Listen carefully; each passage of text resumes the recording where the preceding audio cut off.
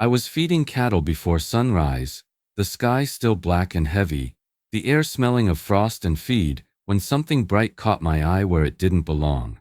Stapled crookedly into my fence was a glaring yellow notice, flapping in the morning breeze like a warning flag. For a second I thought it was county work, maybe a survey marker or some road notice. Then I read the words and felt my chest tighten. It told me I was in violation, that my fence was illegal, and that I was standing on land I apparently had no right to claim. In that quiet moment, with the cows shifting behind me, it felt like my father rolled in his grave. I've walked that fence line almost every day of my adult life. It isn't decorative, and it was never meant to impress anyone.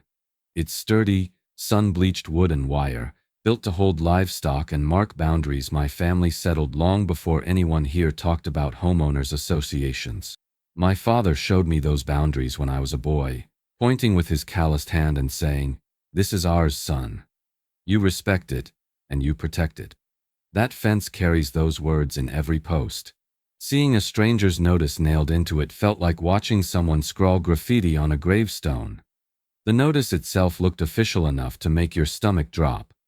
Block letters, sharp language, phrases like non-compliant, illegal structure, and must be removed immediately. At the top was a clean, modern logo I didn't recognize, but it carried weight, the kind meant to make regular people fall in line without asking questions. It didn't read like a request.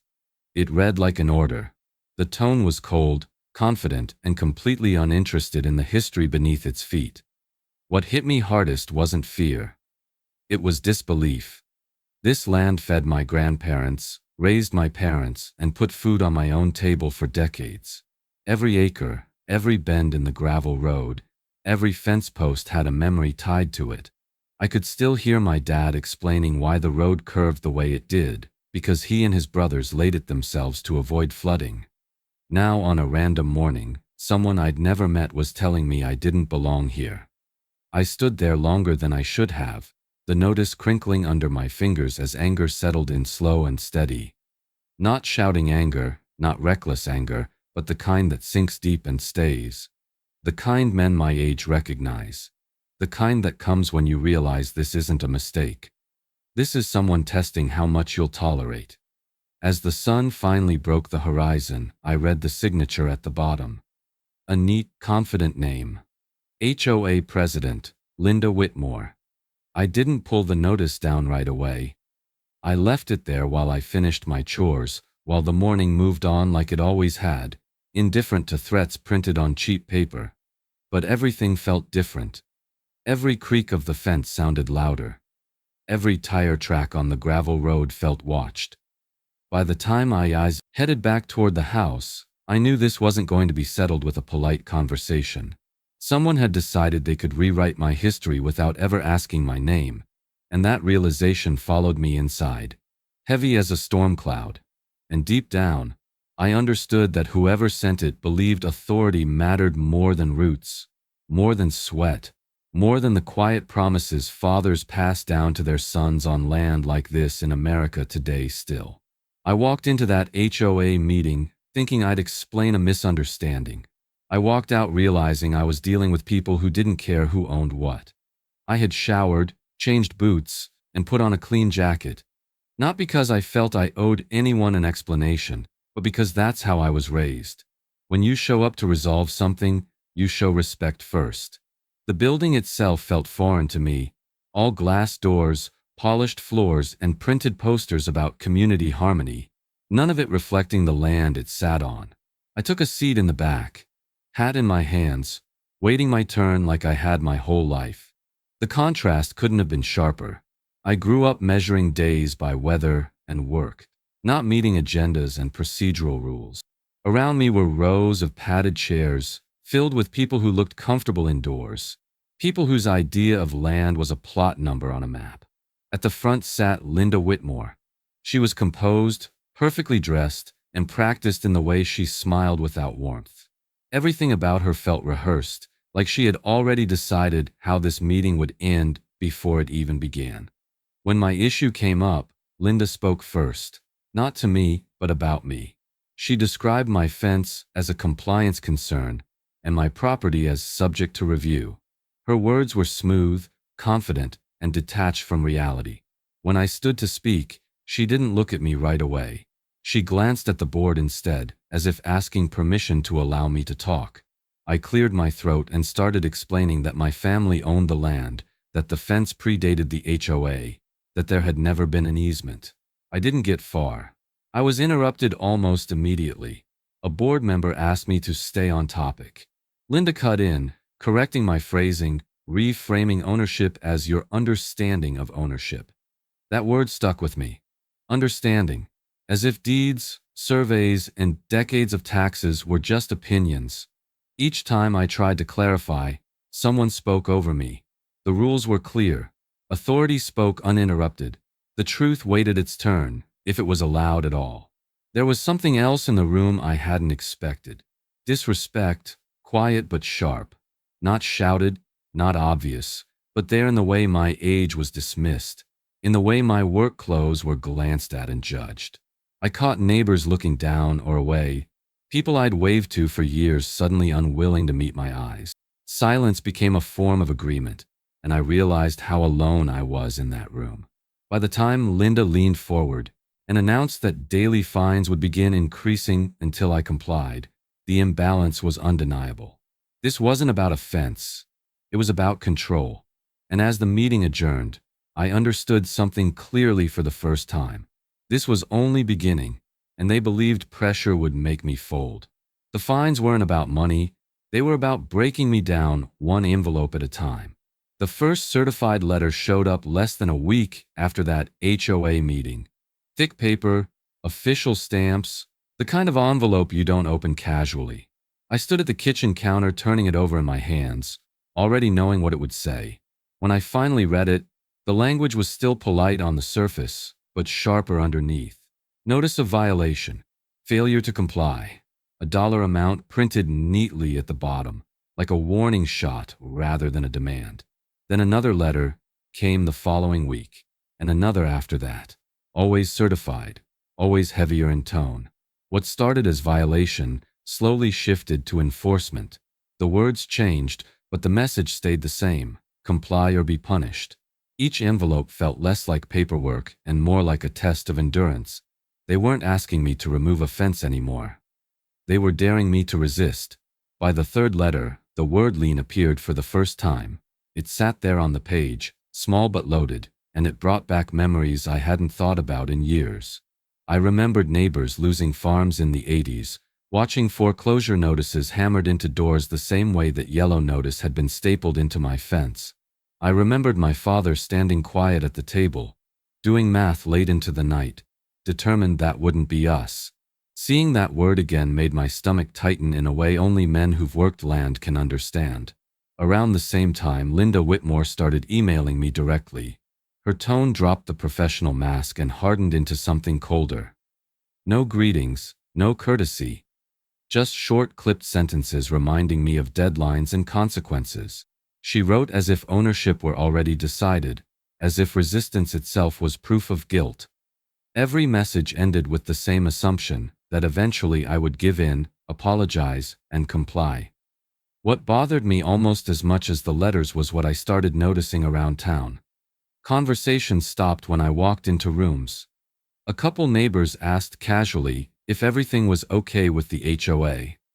Nothing outright hostile, just enough doubt to make it clear my name was being discussed without me present.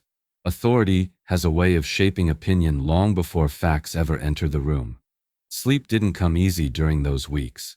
I'd wake before dawn, not to start chores, but because my mind was running through worst-case scenarios. Lines, legal fees, the idea of my land tied up in someone else's paperwork. I'd lie there listening to the house settle, wondering how something so solid could suddenly feel so threatened. But with every sleepless night, something else settled in too. Determination, not loud, not dramatic, just firm. I knew what I owned. I knew where the boundaries were, and I knew my father hadn't spent his life teaching me responsibility just so I could surrender it to strangers with letterhead. One evening, after another certified envelope arrived, I didn't open it right away. Instead, I went out to the shed behind the house, the one that still smelled like oil and dust and time. Inside was an old metal filing cabinet my father kept locked when he was alive. I hadn't opened it in years. As I slid the drawer open and felt the weight of those folders, I realized something important. If they wanted to fight this with paper, then paper was exactly where I would start. The truth wasn't hidden, it was just ignored by people who never bothered to look. The filing cabinet sat in the corner of the shed, dented and streaked with rust, exactly where my father left it. I hadn't opened it since the week we buried him. Pulling that drawer out felt heavier than it should have, metal grinding against metal like it was resisting being disturbed. Inside were folders browned with age, edges curled, the kind of paper you don't throw away because it carries weight beyond ink. I spread the documents across the old workbench under a single hanging bulb. Original land deeds, signed in careful handwriting by my grandfather, dated decades before the first HOA brochure was ever printed. Every parcel was mapped clearly, boundaries drawn with precision that didn't rely on interpretation or opinion. These weren't copies pulled from a website. These were originals, stamped, filed, and paid for in sweat and time. Holding them, I could almost hear my grandfather's voice telling me land isn't something you borrow from history, it's something you carry forward. Then I unfolded the survey maps. Wide sheets, creased and fragile, showing the full stretch of the property. And there it was, plain as day. The gravel road. Not cutting through the land, not bordering it, but sitting squarely inside the property lines. Every foot of it. The curves, the shoulder, even the ditch line were accounted for. I ran my finger along the ink, following the road the same way I'd driven it 1,000 times. No easement, no shared access. No exception tucked into fine print. I checked again, slower this time. Nothing. No grant of use. No transfer of rights. Just ownership, continuous and unbroken. A separate folder held receipts and notes written in my grandfather's hand. Gravel deliveries, equipment rentals. Handwritten tallies of labor. He paid to have that road graded and maintained because it served the farm. Because it was his responsibility. Because it was his. The weight of it all settled in my chest, not as anger, but as something steadier. Pride mixed with obligation. This wasn't just about me anymore. This was about 3 generations who understood that ownership isn't loud, but it's firm. That boundaries don't need permission to exist. Sitting there alone, surrounded by paper and dust, I felt a quiet satisfaction. Not victory, not yet. Just certainty. I realized then how easy it is for people in offices to forget what's under the pavement. How quickly authority grows comfortable assuming someone else will move aside. The HOA never checked these records. They never asked the county the right questions. They saw a road and decided it belonged to whoever spoke loudest. That arrogance was now sitting exposed on my workbench. I gathered the documents carefully, stacking them back into their folders, returning them to the cabinet. I locked it, slid the key into my pocket, and stood there for a long moment in the quiet. I could have marched into the HOA office the next day and dropped those papers on the table. I could have ended it right there. But something told me not to. Instead, I chose patience. Let them keep assuming. Let them keep pushing. Because now I wasn't reacting anymore. I was prepared. And whatever came next, I wanted it documented just as clearly as the truth they'd already overlooked. I didn't rebuild the fence to provoke them. I rebuilt it because I finally knew exactly where I stood. Once I had those deeds and surveys locked away in my pocket, something inside me settled. The uncertainty was gone. The questions were answered. What remained was a responsibility to act in a way that was careful, lawful, and unmistakable. So instead of tearing anything down, I did the opposite. I made the fence stronger, clearer, and impossible to misrepresent. I hired a local contractor who'd worked farms longer than most of the HOA board had lived in the county. We walked the line together, measuring every post, checking every boundary against the surveys I provided.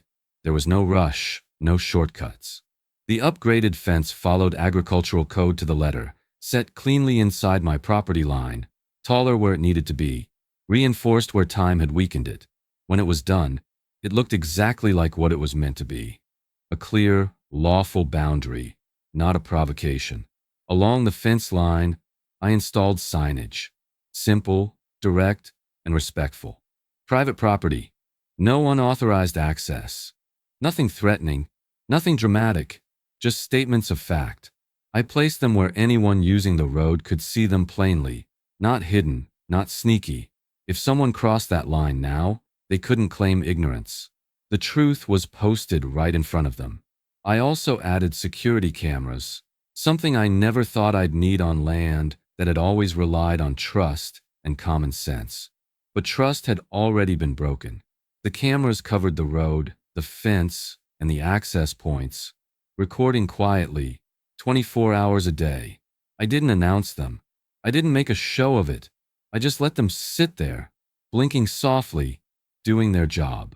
Documentation, I'd learned, mattered more than arguments. Linda Whitmore's reaction came fast. Too fast. Within days, my phone buzzed with emails, each one sharper than the last. She accused me of escalation, of defiance, of deliberately ignoring the authority of the HOA. There was no mention of surveys or deeds, just demands. Her confidence hadn't faded. If anything, it had hardened into anger. She wrote as if my certainty offended her more than any fence ever could. Soon after, another certified letter arrived. This one informed me the fines had doubled. No explanation, no discussion, just numbers and deadlines. It was meant to scare me, to make me hesitate. Instead, it confirmed what I already suspected. They weren't interested in resolution. They were interested in submission. Around town, I started noticing the shift again. Neighbors slowed their cars near the fence. A few stopped to ask questions, their voices tight with concern. They'd heard rumors. They worried the HOA would come after them next. That worry spread faster than facts ever do. I could see it in their faces. They didn't know who was right, but they knew someone was pushing too hard. And that pressure was starting to crack the image Linda had worked so carefully to build. Still, she didn't back off. She doubled down. The final notice came late one afternoon, slid into my mailbox like a challenge. This one used a new phrase I hadn't seen before. Community enforcement action. No details. No explanation of what that meant. Just a date, a warning, and the implication that the HOA was done talking. I stood at the fence that evening as the sun dropped low, the new boards casting long shadows across the gravel road. Everything was in place. The fence was solid. The signs were clear. The cameras were rolling. And as the wind moved through the fields, I understood that whatever community enforcement meant in Linda Whitmore's mind, it was about to collide with something far stronger than authority. It was about to collide with ownership, documented and unyielding. When that tow truck rolled onto my road, it wasn't enforcement. It was trespass caught on camera. I heard it before I saw it, the low grind of a diesel engine where it didn't belong. I was standing near the barn when the sound carried across the field, wrong and out of place, like a stranger calling your name. By the time I reached the fence line, the truck was already past the signs, past the boundary, tires crunching confidently over gravel my grandfather paid to lay down. The driver stepped out wearing a reflective vest, clipboard in hand, acting like he'd done this 100 times. I walked up slow, calm, the way you do when you already know the truth and don't need to prove anything. I told him he was on private property. I pointed to the signs. I pointed to the fence. I told him plainly that the road belonged to me and that he needed to turn around and leave. He barely looked at me before holding up his paperwork and saying he was authorized by the HOA. That word again. Authorized, as if authority could erase ownership. I warned him one more time, firmer now, letting him know everything was being recorded. I gestured to the cameras mounted along the fence, blinking steadily in the afternoon light. He shrugged, said he was just doing his job, said if I had a problem I could take it up with the HOA. Then he climbed back into the truck and kept going. What happened next felt unreal. like watching a slow-motion accident you can't stop. The truck moved down the road and began hooking vehicles parked along the shoulder. Cars belonging to homeowners who used the road without ever knowing whose land it was. One by one they were hauled away from my property, chains clanking, engines revving. Each tow was another violation, another line crossed, another piece of evidence stacking itself neatly into place. I called the sheriff, not in panic, but with the same steady tone I'd used all along. When he arrived, he looked tired before he even stepped out of his cruiser. I explained the situation, showed him the signs, pointed out the cameras. He listened, nodding slowly, but I could tell he was caught in the middle. HOA paperwork carries weight in small towns. It complicates things. He spoke carefully, said he'd need to review documents, that the HOA claimed enforcement authority. He didn't order the tow truck to stop. That moment told me everything I needed to know about how far this had gone. Paperwork was being treated like reality, and reality was being treated like an inconvenience. The sheriff wasn't dismissive, but he wasn't decisive either. He suggested it might be a civil matter. Words that hang heavy when you're watching your rights get dragged away on a flatbed. By the time the tow truck finally left, my road felt violated in a way I'd never experienced. Not because of damage, but because of arrogance. Someone had decided they could use my land as a stage for their authority, and they'd done it in broad daylight. But as they drove off, I didn't feel defeated. I felt focused. Every second of it was recorded, every sign ignored, every warning dismissed. I walked the road afterward, checking the fence, the signs, the cameras, everything intact, everything documented. I went back to the house and sat at the kitchen table as the sun dipped low, the same table where my father used to sort paperwork at night. I laid out the documents I'd gathered so far, the deeds, the surveys, the letters, the emails, and now video footage of trespass, clear and undeniable. That was the moment the situation stopped being stressful and started being serious. They had crossed from threats into action, from paperwork into physical violation, and they had done it thinking I'd back down, thinking I'd panic, thinking I'd cave. Instead, I picked up the phone. There was one call I'd been holding back, one step I hadn't taken yet because I wanted everything clear, clean, and undeniable. As I dialed the number, I realized something important. This wasn't just about stopping the HOA anymore. This was about making sure they never tried something like this on anyone else again. My lawyer didn't argue. He smiled, and that's when I knew the balance had shifted. I noticed it the moment he stopped me mid-sentence, held up one finger, and leaned closer to the desk. He hadn't raised his voice or interrupted out of impatience. He'd simply seen enough. One page. That was all it took. The deed sat open between us, yellowed and solid, and the room went quiet in a way that finally felt reassuring. His office was modest, nothing flashy, the kind of place that smelled faintly of old books and coffee. Diplomas lined the wall, earned over decades, not printed for show. I'd chosen him deliberately, someone who'd handled land disputes long before HOAs learned how to bully with letterhead.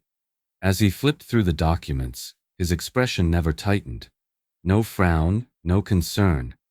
Just that slow, knowing smile that told me something important.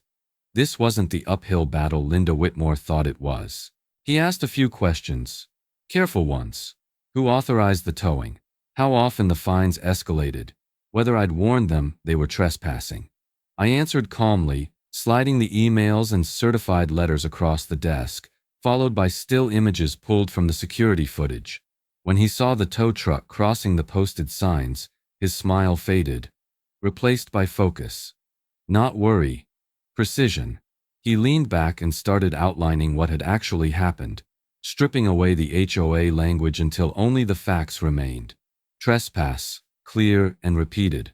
Harassment through escalating fines without authority. Abuse of power by an organization acting outside its jurisdiction. He explained it plainly, without drama, like a man who had said these words before and meant every one of them. The HOA didn't just overstep. They ignored ownership entirely. Then he walked me through the exposure. Financially, legally, reputationally. The towing company alone had stepped into liability by acting without verified rights. The HOA board had opened itself up to damages by enforcing rules where they had no standing. And Linda Whitmore, by personally directing the action, had tied her name directly to every violation. The longer they continued, he said, the worse it would get for them. I asked what we should do next. File suit, demand injunctions, shut it down immediately. He shook his head slowly. That same calm smile returned, sharper this time. Not yet, he said. Right now they think they're in control. Let them keep thinking that. His strategy wasn't about delay. It was about clarity. Every additional letter, every fine, every enforcement action would add weight to the case. The truth was already on my side. Now it just needed time to stack up. There was something almost unsettling about how confident he was. Not arrogant, certain. He told me to keep documenting everything, to respond minimally, and above all, not to change my behavior. You're doing exactly what someone with lawful ownership does, he said. You're standing still. Authority, he reminded me, collapses fastest when it exposes itself. As I left his office, the tension I'd been carrying for weeks finally loosened its grip. For the first time since that yellow notice appeared on my fence, I felt ahead of the situation instead of chasing it. Linda had assumed pressure would make me fold. She'd mistaken patience for weakness, and now, without realizing it, she was walking exactly where my lawyer wanted her to go. It didn't take long. A few days later, another envelope arrived, heavier than the others. This one wasn't just a fine. It was a lawsuit. Linda Whitmore's name printed neatly at the top, accusing me of obstructing community access, of defying HOA authority, of violating rules that never applied to me. I stood there holding it, calm and steady, knowing something she didn't. By filing that suit, she hadn't escalated the conflict. She'd handed us the stage. The lawsuit read like fantasy, and judges don't rule on fantasies. That was my first thought as I stood at the kitchen table reading page after page of accusations that barely resembled reality. According to the HOA, I had blocked public access, interfered with community infrastructure, and violated rules that supposedly applied to land my family had owned outright for generations. It wasn't just wrong, it was careless. And that carelessness told me everything I needed to know about how this fight was going to end. They claimed the road was a public thoroughfare, used freely by residents for years, as if time alone could magically erase ownership. There was no mention of deeds, no reference to surveys, just assumptions stacked on top of one another, written confidently enough that someone unfamiliar with the land might believe it.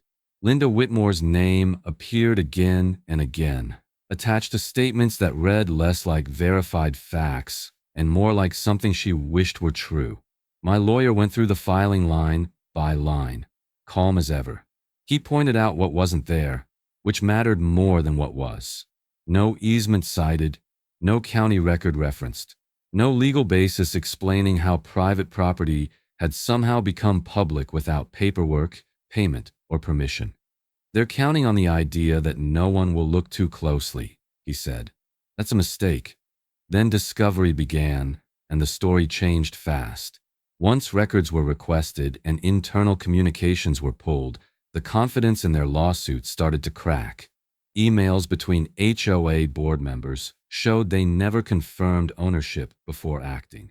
One message from Linda brushed off concerns, saying it was unlikely a farmer would challenge the HOA legally. Another admitted they hadn't checked county land records because it would slow enforcement. Reading those words, I felt a mix of anger and disbelief. They hadn't just ignored the truth, they had avoided it. As more documents surfaced, the recklessness became impossible to hide. Discussions about towing vehicles without verifying jurisdiction. Suggestions to increase fines until he caves. Not one message asking whether they actually had the right to do any of it. Authority had turned into assumption, and assumption had hardened into strategy. They believed confidence could substitute for legality. Sitting across from my lawyer as he organized the evidence, I saw the case taking shape in a way Linda never anticipated. This wasn't just about a fence or a road anymore. It was about an organization acting beyond its limits and documenting its own negligence along the way. Every email they'd written in frustration, every shortcut they'd taken to feel powerful, was now part of the record. When the judge reviewed the filings, his response was measured but telling. He asked direct questions about easements, about ownership, about why none of it appeared clearly in the HOA's complaint. Their attorney stumbled, redirecting, repeating phrases about community use and reasonable assumption. Reasonable, it turned out, wasn't enough. Not when deeds existed, not when boundaries were documented, not when evidence contradicted authority. The courtroom felt different after that hearing. The confidence that once surrounded the HOA's case drained quietly, replaced by tension and forced explanations. Linda sat rigid, her earlier certainty nowhere to be found. For the first time, the truth was speaking louder than her position. At the end of the session, the judge leaned forward and made a decision that shifted everything. He ordered a site visit. Not photographs, not summaries. He wanted to stand on the land himself, to see the fence, the road, the boundaries everyone had been arguing over without ever truly acknowledging. As we left the courtroom, my lawyer caught my eye and gave a small nod. A site visit meant one thing. Paper would finally meet ground.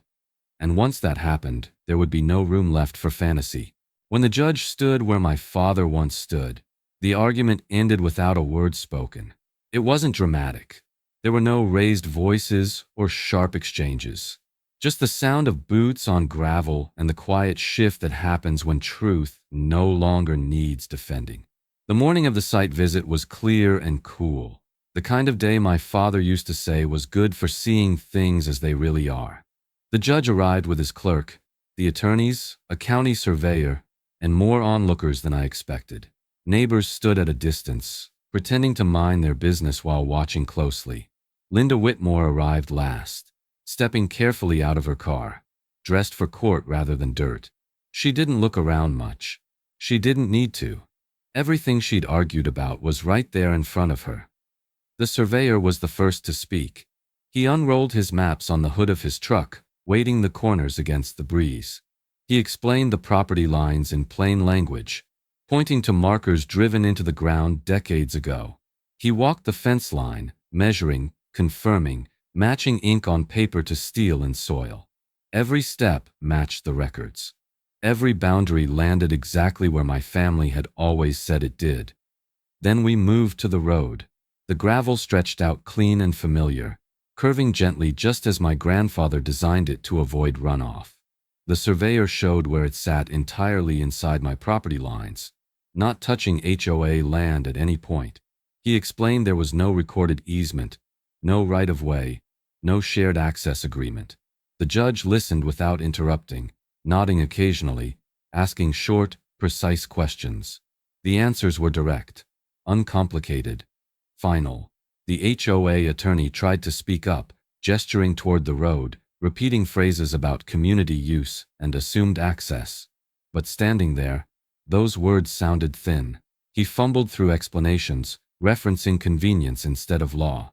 The judge asked him to point out where physically the HOA's authority began. The attorney hesitated, looked at his papers, looked at the ground. He couldn't answer. Linda Whitmore stood a few steps back, arms folded tightly, her confidence visibly cracking. This wasn't a meeting room where she controlled the agenda. There were no interruptions she could issue here, no fines she could threaten. The land didn't respond to authority. It simply existed. I saw her glance at the fence, the signs, the cameras. For the first time since this began, she looked uncertain. The judge walked the road himself. Slowly, he stopped near the spot where my father used to park his truck at the end of long days, the place where he'd stand and look back over the fields before heading home. I hadn't planned on that moment hitting me the way it did, but it did. Seeing a judge, a symbol of the law, standing exactly there, weighing facts against assumptions, felt heavier than any argument I'd made. No one spoke for a long stretch of time. There was nothing left to explain. The physical boundaries were undeniable. Ownership wasn't theoretical anymore. It was underfoot. The judge asked one final question, quiet but firm, directed at the HOA attorney. Why was this not verified before enforcement? There was no good answer. Silence filled the space instead. When the visit ended, the judge thanked everyone and said the ruling would be issued soon. No hints, no commentary. Just procedure. As the group began to disperse, neighbors drifted away slowly. Conversations hushed. Expressions thoughtful. I stayed where I was, watching the dust settle back onto the road like it always did. Linda left without saying a word to me. She didn't have to. Everything that needed to be said had already been answered by the land itself. As I walked back toward the house, I felt something close to peace. Not relief, not celebration. Just the steady calm that comes from knowing you've stood still while the truth caught up. The ruling was pending, but standing there on that gravel road, I already understood something important. Some decisions are made long before they're written down. The judge didn't just rule for me. He reminded everyone what ownership still means in America. The decision arrived on a quiet morning, not with ceremony, but with the weight of finality. I was sitting at the same kitchen table where I'd read every threat, every fine, every accusation, when my lawyer called and told me to sit down before he read it aloud. His voice was steady, almost satisfied, and that alone told me everything I needed to know. The case was dismissed, not delayed, not partially granted, dismissed outright. The judge found that the HOA had no jurisdiction over my land, no authority over the road, and no legal basis for any enforcement action they had taken. Every claim of public access was rejected. Every assumption they had relied on collapsed under documented ownership. The ruling didn't hedge or soften its language. It was clear, direct, and unapologetic. But it didn't stop there. The court ordered the HOA to pay damages for trespass and improper enforcement. Fines were issued not against me, but against them. Monetary penalties for actions taken without verification, for escalating pressure without authority, for abusing a system meant to serve homeowners, not intimidate them. Reading those lines, I didn't feel triumph. I felt correction, like something bent had finally been set straight. Then came the part that surprised me most. The judge ordered the HOA to issue a formal written apology, not just to me, but to the community. An acknowledgement that their actions were wrong, that their assumptions caused harm, and that authority does not replace ownership. That apology had to be distributed to every homeowner under their governance. Silence was no longer an option. Accountability was required. Every fine they had issued against me was nullified, declared invalid from the start. The court recognized that those penalties were never about compliance, only pressure. Seeing them erased in black and white felt like watching a shadow lift. Weeks of tension, uncertainty, and quiet judgment dissolved into clarity. My land was mine, as it had always been. The court didn't give it back to me. It recognized that it never left. Word traveled fast, faster than the certified letters ever had. Neighbors who had avoided eye contact now stopped me to talk. Some apologized. Others admitted they'd been afraid to question the HOA. The ruling didn't just protect my property.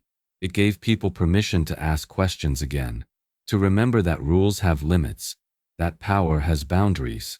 I walked the road that evening as the sun dropped low, the gravel warm underfoot. Nothing had changed physically. The fence still stood. The signs were still there. The land looked the same as it had the day my father first walked it with me. But something invisible had shifted. The balance between authority and truth had been restored, and everyone could feel it. My lawyer reminded me that this kind of ruling doesn't just end cases. It echoes. HOAs notice when courts push back. Boards reconsider when consequences become real. The system works best, he said, when someone is willing to stand still long enough for it to correct itself. I thought about that as I stood there, listening to the wind move through the fields. That night, as I locked up the house, I knew the story wasn't over. The HOA still had to face itself. Meetings would be held. Questions would be asked. Fingers would be pointed. Power doesn't like being exposed, and it rarely disappears quietly. The case was over. Justice had spoken. But inside the HOA, something far more uncomfortable was just beginning. Authority survives on silence. And theirs finally broke. The emergency HOA meeting was announced less than a week after the court ruling, a rushed notice sent out to every homeowner with language that tried to sound calm but failed. Words like clarification and restructuring were used, but no one was confused about why the meeting was happening. When power is challenged publicly, it has to explain itself, and explanation is where cracks begin. I didn't plan on attending at first. I'd already said everything that mattered in court, but neighbors started calling, asking if I'd be there, saying it felt important that I show up. So I did. I sat in the back again, same seat as before, only this time the room felt different. Quieter, heavier. The confidence that once filled the space was gone, replaced by unease and whispered conversations. Linda Whitmore sat at the front, but she wasn't running the room anymore. Papers were spread out in front of her, financial statements and legal summaries she could no longer dismiss. The board members looked strained, avoiding eye contact with one another. When the meeting was called to order, the first thing discussed wasn't rules or compliance. It was money, legal fees, court-ordered penalties, refunds that had to be issued, the cost of arrogance, finally written down in numbers. As the figures were read aloud, murmurs spread through the room. People hadn't realized how exposed the HOA had become, how one unchecked decision had put everyone at risk. Questions started coming fast. Why weren't records checked? Who approved towing? Why were fines escalated without verification? Each question peeled back another layer of silence that had protected Linda's authority for years. She tried to speak, tried to regain control, but her words didn't land the way they used to. Excuses sounded hollow now. Responsibility couldn't be deflected anymore. Someone stood up and read directly from the judge's ruling, reminding the room that this wasn't a misunderstanding. It was misconduct. The tone shifted from confusion to reckoning. Then came the vote. No speeches, no drama. Just a motion placed on the table and seconded without hesitation. Linda Whitmore was removed as HOA president. Effective immediately. The decision passed quickly, almost unanimously. She sat still as it happened, her face tight, the authority she once wielded evaporating in real time. Power doesn't usually collapse loudly. It just stops being supported. What followed wasn't celebration. It was reflection. People spoke about fear, about feeling pressured to comply without understanding their rights. Others admitted they'd stayed quiet because it felt safer. The meeting became something unexpected, honest. For the first time, the HOA wasn't enforcing anything. It was listening. I left before it ended, stepping out into the evening air with a sense of closure I hadn't anticipated. Justice had moved through the courts, but accountability was moving through the community. That mattered just as much. Still, one question lingered, unspoken but heavy. The road. It was still mine. Legally, undeniably. And now the choice of what to do with it rested entirely with me. I could have shut them out, but teaching respect lasts longer than revenge. After the ruling, after the apology, after the vote that removed Linda Whitmore from power, more than a few people expected me to block the road completely. Legally, I had every right to. The court had made that clear. One locked gate and a posted notice would have been enough to remind everyone how far they'd overstepped. But standing there, looking down that gravel stretch my grandfather built and my father maintained, I knew closing it wouldn't honor what this fight had really been about. Instead, I chose something quieter and more lasting.